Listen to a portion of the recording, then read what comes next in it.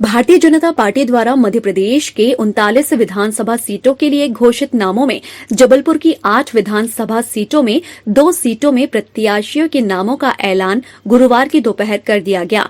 जबलपुर जिले की जबलपुर पूर्व और बरगी विधानसभा सीटों से प्रत्याशियों के नामों का ऐलान होते ही समर्थकों में जबरदस्त उत्साह है। जबलपुर पूर्व विधानसभा सीट से प्रत्याशी घोषित किए गए पूर्व मंत्री एवं वरिष्ठ भाजपा नेता अंचल सोनकर ने भोपाल पहुंचकर मुख्यमंत्री शिवराज सिंह चौहान से सपरिवार भेंट की है, तो वहीं जबलपुर में अंचल सोनकर समर्थकों भाजपा कार्यकर्ताओं द्वारा ढोल नगाड़ों के साथ जश्न मनाया और मिष्ठान वितरण कर केंद्रीय नेतृत्व के प्रति आभार जताया है। पूर्व मंत्री अंचल सोनकर के समर्थकों ने उनके भरतीपुर निवास के पास आतिशबाजी कर जश्न मनाया।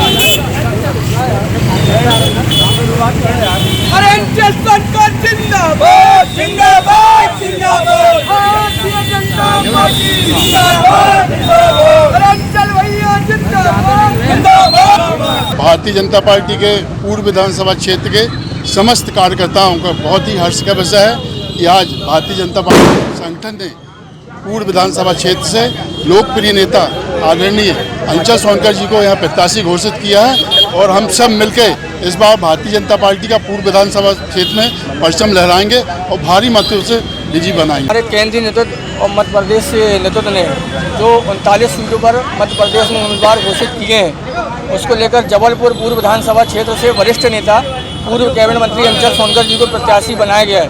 अंचल सोनकर जी के प्रत्याशी बनाए जाने पर कार्यकर्ताओं को हर्ष व्यक्त है और हम संगठन को आश्वस्त करते हैं कि अंचल सोनकर जी की टिकट जो अंचल सोनकर जी का नाम आया है उसमें हम सारे कार्यकर्ता मिलजुल कर एक होकर पूर्व विधानसभा क्षेत्र निश्चिंत जिताएंगे और सबका साथ सबका विकास जो नरेंद्र मोदी जी का नारा था उस नारे के साथ जाकर हम जनता के घर घर बुलवाएंगे।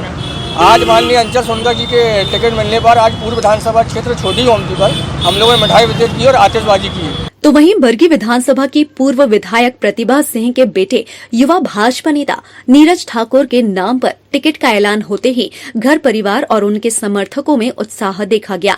नीरज ठाकुर ने खुद को टिकट दिए जाने पर भावुकतापूर्ण खुशी जाहिर की। नीरज के मुताबिक वह पहली बार चुनावी मैदान में है और मौजूदा कांग्रेस विधायक संजय यादव की कांग्रेस कार्यकर्ताओं की प्रताड़ना से आजादी और विकास के ध्येय के साथ चुनाव मैदान में उतरेंगे। जी चलो लग जाओ भैया, आप लगा रहे पार्टी के लाओ आप मम्मी मिठाई है ना। नहीं वो जिम्मेदारी आपकी है, आप बिल्कुल पूरी हुई, अब आगे आपको जिम्मेदारी समान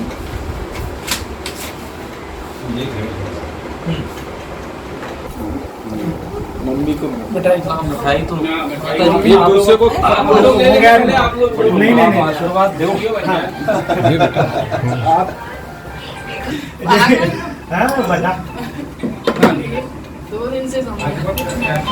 आशीर्वाद दो कम से कम, आप नहीं जीत पाए उसको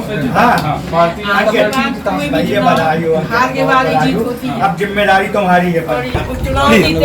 तीन बार भैया कोई बात अंकित बधाई हो अंकित थोड़ा तो और मम्मी खुशी के आंसू हो जाएगी।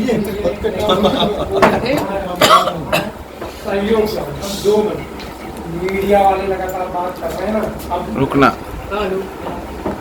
इधर ही देखो, दोनों जन एक दूसरे को देखो। खानी पड़ेगी और ये मिठाई जीत की मिठाई है।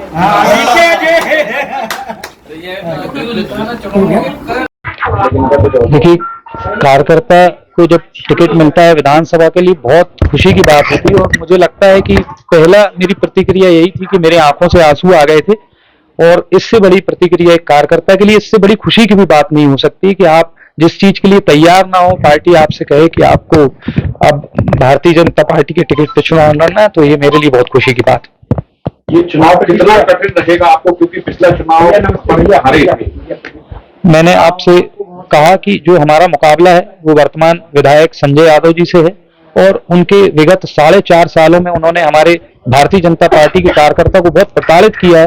छोटी छोटी चीजों में, घर किसी का बन रहा है तो घर तोड़वाने के प्रयास किए गए, कोई कार्य कर रहा है तो उसको कार के पीछे लगे गए, और संगठित, मैं कहना चाहिए एक माफिया के तौर पर उन्होंने हमारे कार्यकर्ताओं को परेशान किया। आप कोई भी क्षेत्र की आप बात करेंगे, आप उनसे परेशान, त्रस्त सिर्फ उनके ही कार्यकर्ता नहीं, भारतीय जनता पार्टी का हर कार्यकर्ता उनकी कार्यशैली से परेशान है। ये जो पार्टी ने इतनी जल्दी टिकट पहली बार घोषित किया है, इसको लेके आप एक प्रत्याशी के तौर पे क्या फायदा देंगे? मुझे ऐसा लगता है कि मैं इस चुनावी रण में पहली बार उतर रहा हूं, और मुझ जैसे जितने भी कार्यकर्ता हैं जो पहली बार किसी चुनावी मैदान में लड़ रहे हैं, यदि हमें समय मिलता है तो मैं अपनी बात, अपना संदेश लोगों तक अच्छे तरीके से रख पाऊंगा। कम समय में, समय अभाव में हम अपनी बात को लोगों तक नहीं पहुंचा पाते हैं, ये उसका सबसे बड़ा डार्क पॉइंट होता है। तो मुझे लगता है समय मिला है तो मैं ज्यादा कार्यकर्ताओं तक अपनी बात और जनता तक अपनी बात पहुंचा क्या सकूं। मुद्दे हैं इस बार, अगर देखा जाए बरगी विधानसभा में आप सक्रिय रहे हैं लगातार,